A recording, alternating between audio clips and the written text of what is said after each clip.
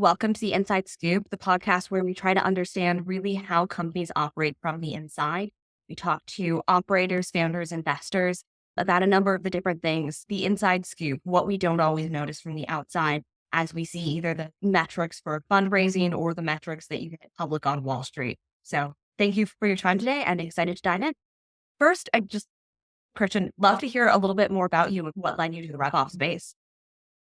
Yeah, I was telling you a little bit off camera what led me down the RevOps road, but quite frankly, started my career in just transportation.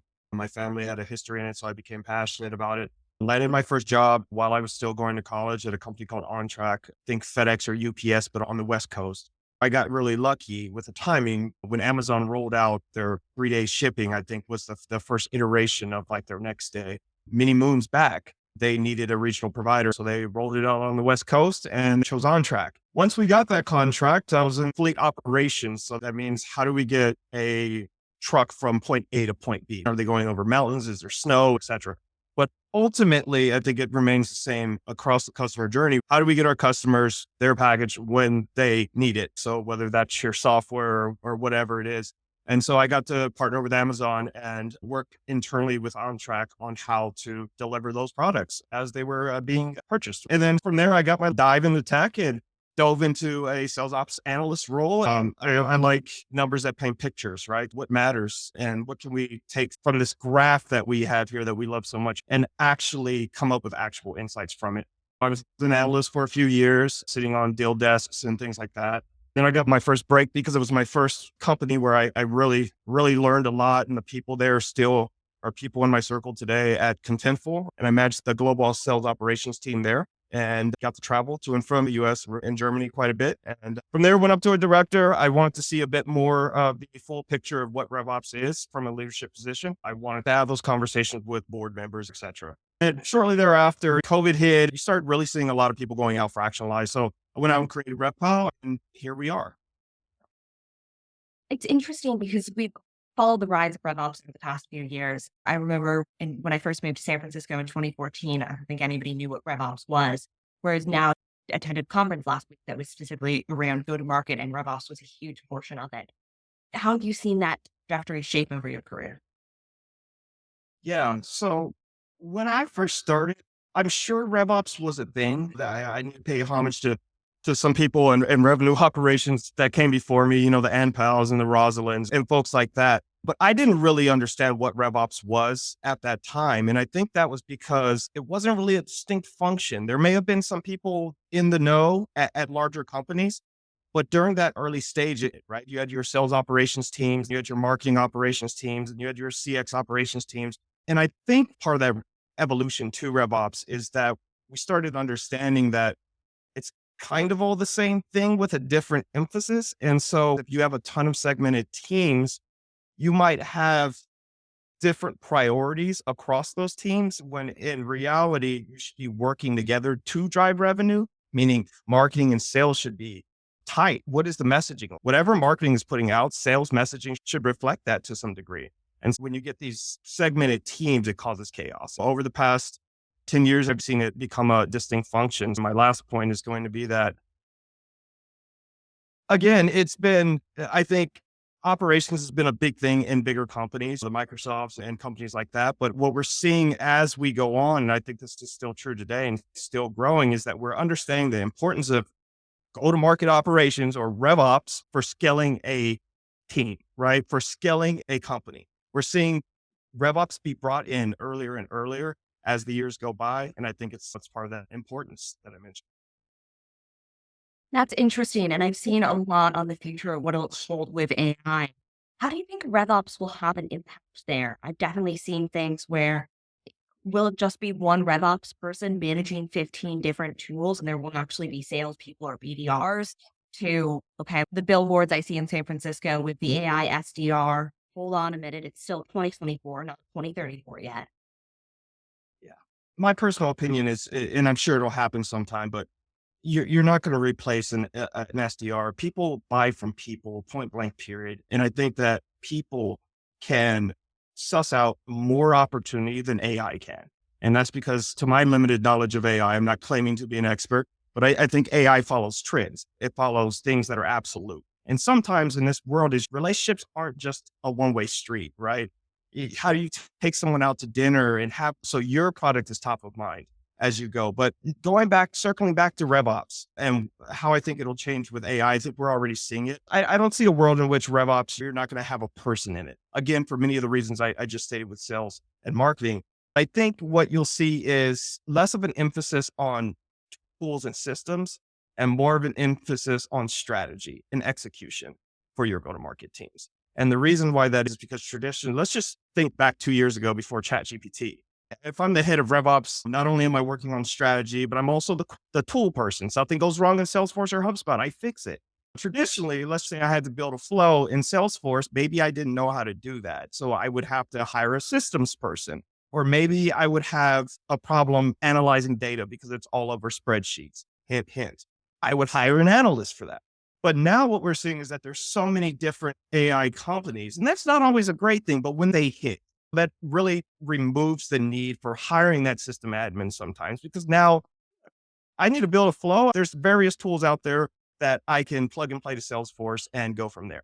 So that removes that need, right? And then obviously with analysis, one of my favorite parts growing into my career was digging into Excel spreadsheets, creating pivot tables, what data is in Salesforce, what isn't. And it would take me days, weeks. I think it would take us all days, weeks. Now you simply ask a prompt and boom, there's your answer. So I no longer need to hire that junior headcount. So those are my opinions on it. How have you started to leverage some of these new tools? You're growing and scaling your own business. How do you see system automation being important versus that relationship, being able to talk with your different customers and prospective customers, particularly as you start with them over a number of months, and you can start to see trends that maybe an AI would be able to catch, maybe an AI might not be able to catch yet. Yeah. Yeah. So I think with automation, it's a fine line that we have to walk in terms of it futuristic. Whether we're talking robots or RevOps, I think automation is something, it's a fine line because you automate too much, you take the personality of it, you take the thinking out of the human because you're just waiting for someone to tell you what to do. That takes the creativity away from the ultimate product. And when I say product, it could be the company's product, the product of your department, whatever product it is. And so I think there's ways that you can leverage AI to help you in your day-to-day operations, which ultimately saves you more time. But again, I don't know if for me, and I'm sure there are multiple opinions out there, but I leverage AI to help me do things that I don't do well. I am not known for being the most elegant speaker or the most elegant writer. I might use AI to assist me on that. I am good at analysis. However, I've lost that skill as I've been growing a business and focusing on other things. With AI now, I can tell it, hey, when customer churn gets to this point, please alert me, versus me having to sit there and mark it on my calendar for 10 minutes to go and check a dashboard or whatever that may be. So I think important intent signals are very important to leverage via AI. I think leveraging AI to complement what you've identified with not doing well is another good milestone, but I wouldn't say I over leverage AI. So now that we've talked a lot about some of those recent trends with artificial intelligence, what have you found is the big learning working with people? So you started your career as an IC, then you got to the point where you're leading different teams, then you got to the point as you're reporting metrics to the board. Now you're at the point where you get to kind of see a bird's eye view, both high level and then microcosm at so many different companies. How does that influence how you see the role of RevOps and some thought there? I think that's a great question. Ultimately, a big part of RevOps is almost playing traffic control, taking the feedback from your go-to-market teams, your leaders, your ICs, everyone is just as important, and providing feedback as to why you should or shouldn't do something and what the downstream impacts of that is. Now, the reason why I say that is because ultimately you can build, if you're any good at RevOps, you can essentially automate yourself out of a job. What makes really good RevOps people is the ability to extract the needs of these leaders, right? Because ultimately they don't always know what they need. An example of that might be, hey, we have a VP of sales and this VP of sales is complaining, top line problem, revenue is down. We're trying to dig in and find out what it is. Now, all of a sudden we have different conclusions as to why this is not working. One thing that I see a lot is, okay, marketing is bringing in leads and they're not qualified. We're spending all of our time doing that. and we're not doing outbound. What can we do differently? How do we solve that? How do we back up our arguments with information and data? I think that's the main key to being in RevOps. It's not so much systems. It's not so much, hey, churn has increased quarter over quarter. It's also understanding what individual components of this will need in order to continue to spin. Going back to your question of what's changed from going from an IC to having a bird's eye view at multiple orgs, I think it's quite frankly that the same problems are at every single company. Your job in RevOps is to provide a North Star. And that's what my answer would be. You notice, since you've worked with so many different types of leaders and different functions within an organization, do you notice that different functions interact with RevOps differently? Say the CMO versus the CRO versus the CEO versus the board? Oh, yeah. And it really, I've never walked into 10 different roles in RevOps at 10 different companies, and you're probably going to get 10 different responses if you ask, what does RevOps mean to you and what does it do here? I think this is a slippery road, and why so many people in RevOps can become burnt out, for lack of a better word, of the role is because you're ultimately at the mercy of the revenue leader in that org and what they think of RevOps. I've gone into orgs where they've got the world of RevOps. RevOps is here to save the day. They do this, they do that. And then I walked into orgs where it's, hey, we don't need you to tell us how many reps we need to hire in order to hit this number. We need you to fix Salesforce, or we need you to integrate these systems. And I think that's just a very bad misuse of RevOps. And it happens so often. I think that leaves a bad taste in some leaders' mouths because you're ultimately putting someone in a position. If you ask a fish to fly, it's not. So I think ultimately that's something we need to suss out. When I walk into an org, the first question I ask is, what does RevOps mean to you? And what do they do here? That's what I need to know. Ultimately, I think it's at the mercy of those old school leaders that don't quite understand what RevOps brings to the table. That's interesting. So it sounds like what you're saying is that RevOps has essentially a dual mandate. On one hand, you have to know these systems, HubSpot, Salesforce, and I can probably list about 20 more just from the billboards in San Francisco alone that I pass on a daily basis. And into 25 more if I look at who just got the recent round of funding. Or the BART trains. True that. And the dual mandate of RevOps is you have to be an expert at these systems, but you also have to be an expert at managing up and down, managing who that you're ultimately reporting to and what numbers they want, but also crafting that story. Can you say a little bit more of how you work with your clients on that, of both managing what they want and helping educate them and helping them with their own narrative? Yeah. Again, RevOps by definition is the holistic go-to-market teams, right? Sales, marketing, CX, partner operations, others would argue others. But I think using an example is that sales often wants to, at the end of each quarter, you have to, where did you source your deals from? Where did your deals come from? Where did this revenue, we hit $30 million this quarter. Where did this revenue come from? Now, every leader is going to say, it came from me. It came from us. This came from marketing. This came from sales, right? This upsell came from CX.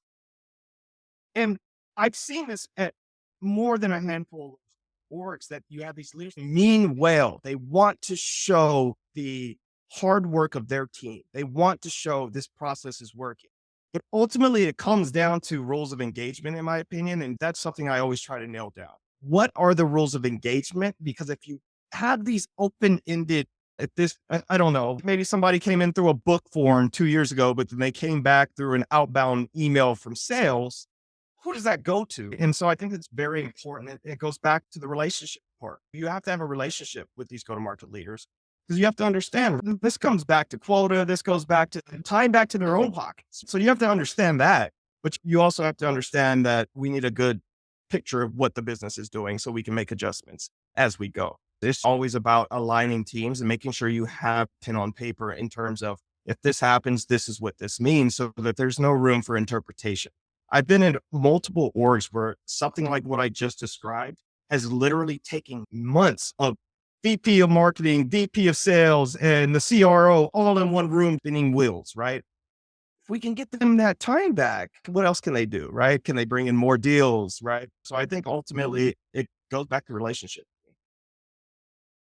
That makes a lot of sense, and things that AI still can't automate out yet. Um, You can't. Maybe one day, I'm sure one day that's possible, but there's always outliers. There's always things that you need to take in consideration that are not written down. From my understanding of AI, you need to have some kind of guide as to what this AI should be doing. And so often in startups, we just simply don't have that. So that's where I think RevOps is here to stay. since you've got so much expertise working with different companies, are there common questions that you get asked by senior leaders when they come in? They say, we need help building out our RevOps, love to use RevHelp.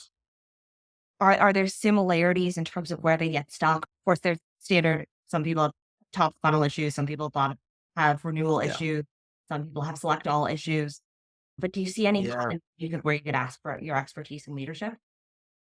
A lot of the time going up and down, regardless if we work with seed up to series C companies. And, I think we at the time I break down commonality between each one of those, but overall, I think it's always going to be visibility and data, right? Those things work hand in hand. What's working, what's not working. We recently signed a company with 500 plus employees, 3 people in RevOps, and marketing has no idea which channels are working. They spent $10,000 on LinkedIn and $20,000 over here. And what was the ROI? What was the return on ad spend there? No one knows.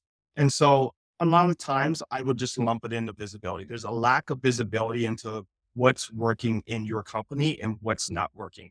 And why that is important is as you go down the line and maybe you go to end of quarter and you're very close to hitting that number. If you would have been able to make these changes and pivots, you may have made that number a little sooner. Those are the things that I see a lot. Quite frankly, it's just siloed teams. I can't tell you the amount of times a sales leader has no idea what marketing is doing. Marketing has no idea what sales is doing. CX has no idea. And why that's important, especially if you're like a B2B SaaS motion, is ultimately sales needs to hand these customers over to CX. We don't talk about that a lot. What is the first impression that your customer gets upon signing up? If you're part of that sales motion where CX has to, onboard that customer, which a lot of folks are. And that's may not be revenue, but that surely is going to be saving revenue down the line. Communications, everyone's going 100 miles a minute and trying to build something spectacular. And I think ultimately sometimes we lose the goal of pushing the company forward together. So that's what I think RevOps is, where the Also, in terms of that, have you noticed that miscommunication getting any change since we've gone through COVID? I know there's been a lot in the news every day. There's a new headline. People work better and communicate better when they're in a hybrid environment. People do better work when they're just from home. No, we have to go back to office because that's where you have the water cooler conversation. Is there any truth to that, or is it just a little bit different for everybody? that it's such a hard question to answer because I think everyone's different. I think if you might benefit from being in person and being in an office and having those water cooler talks, whereas I might be more introverted and still have those water cooler talks, but they're just on Slack or they're a random huddle, right? I think technology has enabled us to work from anywhere. But I would say anytime you don't have, and oh, the work from home people are going to kill me. I'm part of your camp, I promise. Anytime you don't have human beings in one centralized location working towards one goal, I don't think you'll ever get the same level of productivity as when everyone is scattered. You might have kids, you might have a puppy, you might have, it's just really hard. And so I think that a solve for that could be, more in-person meetups. Someone, you're everywhere all the time and I always look up to that, but getting in person and really rediscovering that creativity. But in RevOps, I would say, quite frankly, I've seen a more push, a bigger push towards automation, a bigger push towards things in the funnel that traditionally would be manual being automated. And again, I don't know if that's a great thing with teams that aren't together. Ultimately, the more you think, the more creative you can be, I think the better your product. Absolutely. I think that there's a lot of different types of environments that people thrive in. I was at a go-to-market summit last week where got a ton of insights from people, learned about best practices, 3 days of nonstop coffee and learning, networking. And then you take it, go away, take some time, digest it, and put it into practice. Yeah. Can I ask you a question? Absolutely. So when you take that from your experience, that go-to-market summit, did you have any continued conversations with anyone that you had a conversation with in person? I'll answer this two ways. I both met people in person for the first time who I'd only seen remotely. So there's some who I knew only through LinkedIn, and I didn't know their face, what they looked like. We all have that first moment when we see somebody and we're like, wait, I thought your hair was a foot longer. So having that chance to meet people, to engage face to face, hugely valuable. And then there are other people who I met there for the first time who were exchanging different things with a couple who I was connected on LinkedIn. We didn't know we were connected. And I'm actually having a conversation with another founder next week where she grew her company in a particular way. Had some insights where I'm like, hey, I'd love to learn. I don't know if this will work for you, but I want to know why it worked for you and understand that better. So I know if it's something that would make sense to try here. Okay. It also helps. I do live in the Bay Area, so it helps for myself that there's a lot of folks here, and there's not a lot of folks that are always here. They do come for a lot of. You're spoiled. You're spoiled. I wish I was still in San Francisco. If I would have known I would have founded RevPal, I would have stayed in San Francisco. Their housing prices are down. I'm coming home, Janet. I'm coming home. I'm coming home. You can throw that on the podcast. This is a promise. I am coming home. I understand the importance. I think before it was more of when you're surrounded. Listen, you work 12 hours a day and you're surrounded by tech. For me personally, it was just like, I want to escape. When I'm not working or thinking about work, I want to be out in the mountains. And so now I'm starting to understand that as a founder, at least, it's become a hobby almost, like for lack of a better word, it's a hobby. And look, it's no different than if you like riding horses, you want to be around people that ride horses. That's what I learned moving to Bend, Oregon. Okay. I'm curious for yourself, what are some of the lessons that you've learned as a founder that even with all the expertise you had as an IC, as a leader, helping people advise the board on metrics, where owning the company yourself and creating that from the ground up, you just didn't see that perspective prior? It's lonely. It's a lonely journey. And honestly, that's what I've learned is that it's lonely. And there's that old adage, right? It's lonely at the top. And I think you hear that. I don't know if you can hear a little crackle in my voice. Whether you're experiencing success or a failure or a mix of both, as we all know, it's a constant up and down. This is your baby. This is my baby, right? Reptile is my baby. Scoop is your baby. And you want the best for them. And sometimes I think there's times where someone might not believe in your product or you might have a bad call that you were looking forward to and it just falls through. And then you have to pick yourself up. If I were to give anyone advice, just forget the founding RevPal part, but in RevOps as you're moving up is that the scope of the role gets just larger and larger and larger. And it's not so much what you know or what you can do. It's how you can communicate and the relationships that you build. Ultimately, that is what will define your success in RevOps. Because quite frankly, I know a lot of people in RevOps that are VPs and they're terrible at their job, but they're really good at hiring for things they're not good at. They're really good at getting these go-to-market leaders in sync, and they're really good at building these relationships. And because of that, they become successful through that. So I think that would be my bit of advice. Christian, thank you so much for your time today. It's been really great hearing your insight, your journey from an IC to founding your own company to growing the organization and how you think about RevOps in its future. Awesome. Thank you, Janet.